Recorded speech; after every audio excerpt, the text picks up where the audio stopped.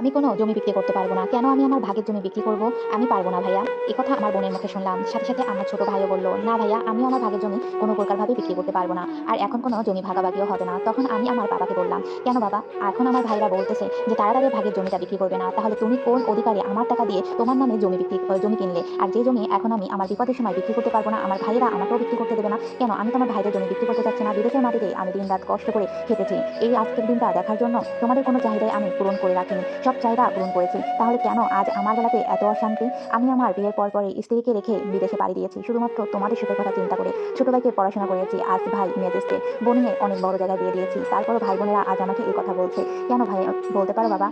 তোমাদেরকে ভালোবাসা কি আমার কোনো অপরাধ? কখনো আমি নিজের কাছে ৫ টা টাকা রাখিনি। কখনো আমার স্ত্রীকে আমি আলাদা করে টাকা দেইনি। কারণ আমি তোমাদেরকে বিশ্বাস করেছি। এটাই আমার মহাপাপ, তাই না? বাবা-মাকে বিশ্বাস করা অনেক বড় অন্যায়। এটাই আজকে বুঝিয়ে দিলে। একটা ছেলে প্রবাসে কতটা কষ্ট করে সেটা শুধুমাত্র ওই ছেলেটাই জানে। রাত নেই দিন নেই তাকে কত কাজ করতে হয়, কত কষ্টের কাজ করতে হয়। পরিবার পরিজন থেকে এবং শখের স্ত্রীকেও রেখে দূরে থাকতে হয়। সন্তানদেরকেও এক নজরে দেখা যায় না। তারপরও তারা শুধুমাত্র ফ্যামিলির কথা চিন্তা করে দেশের মাটিতে ফিরে আসতে পারে না। আর সেই তোমরা আজই কেন তোমরা বিদেশীদের এত কষ্ট দাও? কেন আমার মতো প্রবাসী ভাইদের এত কষ্ট? বাবা, মা, তোমরা আমার সাথে এত বড় অন্যায় কেন করলে? আমি তো তোমাদেরকে ভালোই বেসেছিলাম। আমি তো তোমাদের অ্যাকাউন্টে টাকা পাঠিয়েছি। ভেবেছি আমার বাবা-মা আমাকে কখনো ঠকাবে না। কিন্তু তুমি ছোট ভাইয়ের জন্য চাকরিতে দিয়েছো ঘুষের টাকা, বাড়ি করার জন্য টাকা দিয়েছো, ব্যবসা করার জন্য টাকা দিয়েছো। সেই টাকাটা তো শুধু আমার। আর আজ যখন আমি দেশে ফিরে এসেছি, আমার যখন বিদেশেতে কোনো কাজ নেই, আমি যখন দেশে একটা ব্যবসা করতে যাচ্ছি, তখন তোমরা আমাকে সেই ব্যবসা করতে দেওয়ার মতো টাকা দিতে পারছো না। কেন বাবা? কি অপরাধ আমার? বলো। আমি ১০ বছর বিদেশে কাটিয়ে এসেছি। বিয়ে করে নতুন বউকে রেখে চলে গিয়েছি। বারবার আমার স্ত্রী একটা কথা বলেছে, "তুমি দেশে আসো, দেশে এসে একটা ব্যবসা করো, যেকোনো একটা কাজ করো, তাতেই আমার নুনে ভাতে চলে যাবে। কিন্তু তুমি এভাবে বিদেশে থেকো না।"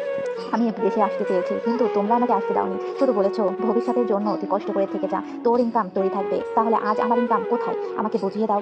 আজ আমার ইনকাম কোথায় বাবা? আমাকে বুঝিয়ে দাও। আমার স্ত্রী আমাকে একটা কথা বলেছে যে, "বাবা, মা, ভাই বোনদের জন্য তুমি এত কিছু করছো, তোমার স্ত্রীর কথাটাও শুনছো না। আমাদের বিয়ে ৫ বছর হয়ে গেল দেখতে, দেখতে। তাও তুমি আমাদের কথা ভাবো না। কেন? আমরা তো রিলেশন করে বিয়ে করেছি। অন্তত আমাকে ভালোবেসে একটুকু মর্যাদা দাও।" আমি কখনো ওর অ্যাকাউন্টেও ৫০০ টাকা পাঠাইনি। ওকে শুধু ঈদের সময় হাত খরচ হিসেবে আর জামাকাপড় কেনার জন্য কয়েকটা কিছু টাকা পাঠিয়েছি। সেই টাকাটা ও জমিয়ে রেখেছে। কই? আজ আমার বিপদের দিনে আমার স্ত্রী তো আমার হাতে ১,০০,০০০ টাকা দিতে পেরেছে। কিন্তু আমার বাবা, মা, ভাই বোন আমাকে ৫০,০০০ টাকা দিতেও রাজি হচ্ছে না। এটা আমি দেখে খুবই অবাক হলাম। তুমি বললে তোমার নামে জমি রেখেছো, সেখান থেকে আমরা সবাই ভাগ পাবো। আমি মেনে নিলাম যে আমার বাবা হয়তোবা তার নিজের নামে জমিটা শখ করে রেখেছে। ঠিক আছে, তাই আমার ভাগেরটা বুঝিয়ে দাও। কিন্তু আমার ভাইরা এখন জমি ভাগও করতে চাচ্ছে না। তারা সব ভালো, ভালো জায়গা থেকে জমি নেবে। আর আমার বেলাতে শুধু খারাপ জায়গায়। কারণ আমি বড় ছেলে, আমি বড় সন্তান, আমি শিক্ষিত কম, আমি গাধার মতো খেটেছি। তাই বাবা, বড় ছেলেকে ঠকিও না। তোমরা আমাকে ঠকিও না। ১০টা বছর আমি বিদেশের মাটিতে অনেক কষ্ট করেছি।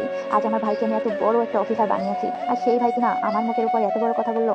ভাই, তোর জন্য দোয়া করি তুই বড় হ। তবে একটা সত্যি কথা বলি বাবা, বিদেশের মাটিতে আমার চাকরিটা আছে। আমি সেখান থেকে চলে আসিনি। আমি তোমাদের কাছে শুধু মিথ্যাটাই বলেছি। দেখতে চেয়েছিলাম যে তোমরা আসলে কি বলো। আর সত্যি কথা বলতে আমি এখানে কয়েকদিন জন্য বেড়াতে এসেছি।